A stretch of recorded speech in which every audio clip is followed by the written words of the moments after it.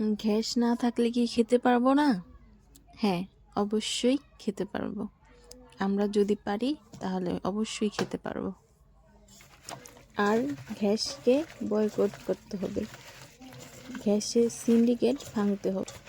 আজকে গ্যাস শেষ হয়ে গেছে, তাই রাইস কুকারে সবজি রান্না করছি হাতে মেখে। এই প্রথম আমি সবজি রান্না করছি হাতে মেখে।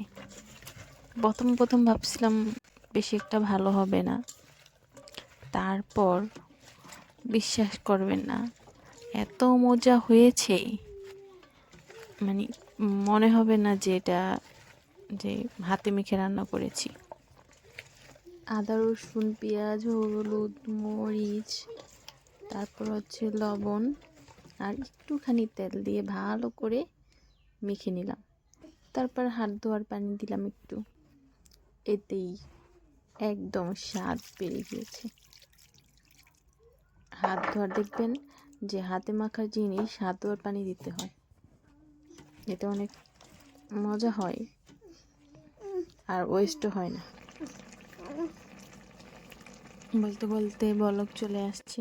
এগুলা অল্প পানি দিলেই মজা হয়, আর এটা ঝোল রাখি না, একদম মাখা মাখা মাখা মাখা করে রাখি। এই তো খাচ্ছি, রান্না করে খাওয়া হয়ে যাচ্ছে।